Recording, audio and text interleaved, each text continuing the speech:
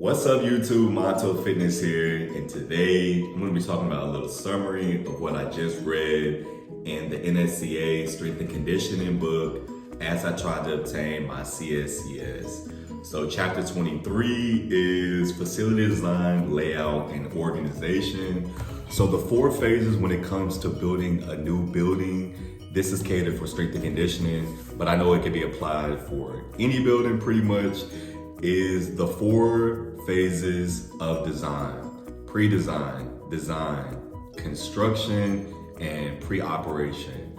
So when it comes to the pre-design section, you're going to need 4 main points. You're going to need your needs analysis, your feasibility study, your master plan, and you're hiring your architecture.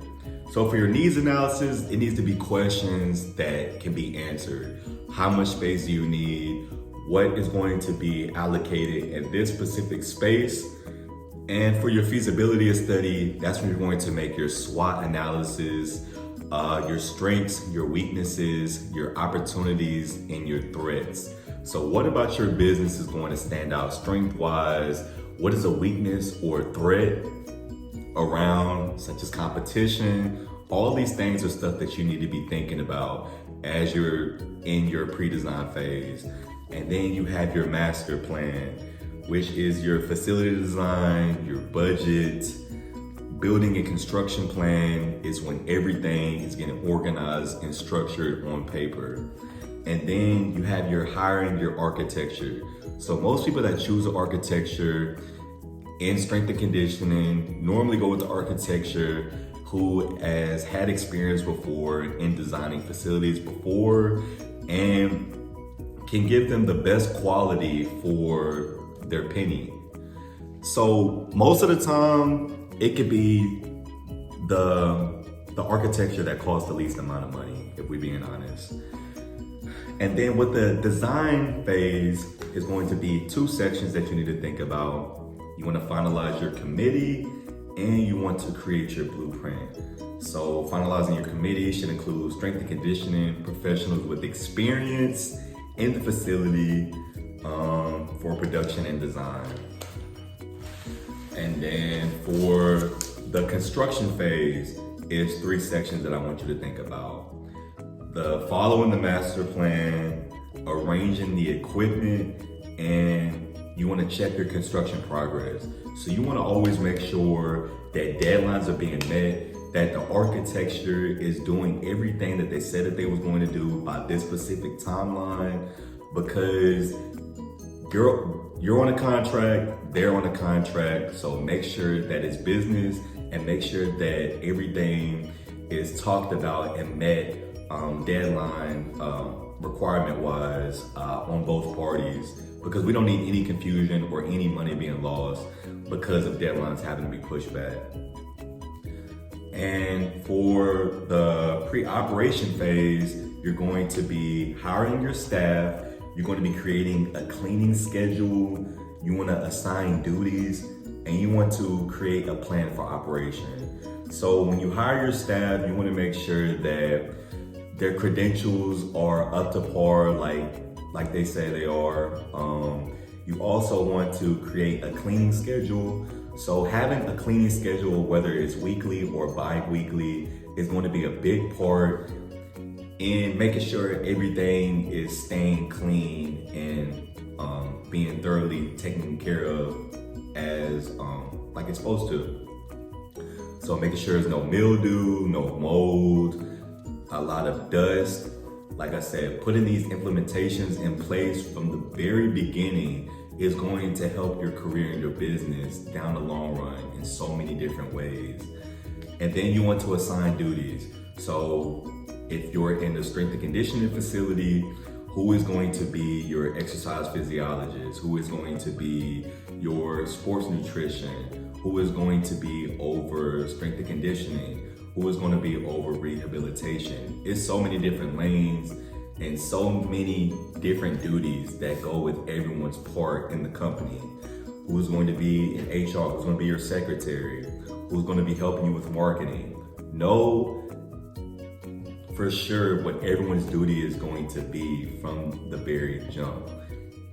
And given weekly or quarterly or annual meetings will keep these duties intact and aligned like how they're supposed to be running, because we want the business running smooth and efficiently and thoroughly at all times. And then another thing is that I picked up in the book is flooring. So if you're going to be doing a lot of plyometrics such as box jumps, there's so many different types of things that you could be doing. The right type of flooring is going to be a big part of that. So if you have a rubber flooring, turf, all these are going to be based on the demands of your facility. And then also with another strength and conditioning aspect that you need to think about is the ceiling height. So it should be recommended about 12 to 14 feet high in the air to allow clearance in vertical jumps, Olympic lifts, box jumps. These are so many things that you need to be thinking about as you're moving forward. And environmental factors.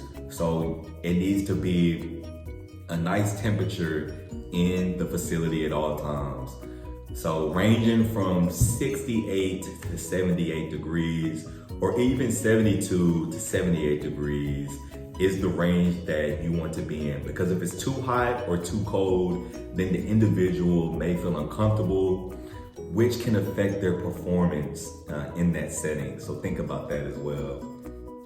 And then mirrors should be placed 20 inches above the ground. And I say that because you never want to have dumbbells or barbells bouncing and hitting your mirrors and cracking it at the bottom. So think about the mirrors, think about environmental factors such as having 2 to 4 fans every 1,200 feet in the facility. So please think about that. Ceiling height, environmental factors, mirrors, flooring. All these are going to play a big part. Scheduling on who's going to be cleaning, the duties, and equipment placement. So racks, barbells, and dumbbells should have a minimum of 36 inches away from each other to adhere to the clearance rules. And maintaining and cleaning surfaces and equipment. So proper maintenance will save you money and time. So if you do get a strength and conditioning gym, if you do get any type of facility, maintaining and making sure that every equipment in your facility, whether it's chairs, benches, just anything, always go around and make sure everything is running smooth and correctly. Because when your business is running smooth, you're running smooth. So drop in the comments any more videos that you want to see. Is there any chapters in the CSCS book that you want me to go over? If so, drop in the comments like I said, and let's get started. And also drop what more videos y'all want to see. Y'all want to see the workouts? Y'all want to see vlogs? Do y'all want to see motivational talking? Like, come on, let's get it. Like, comment, and subscribe.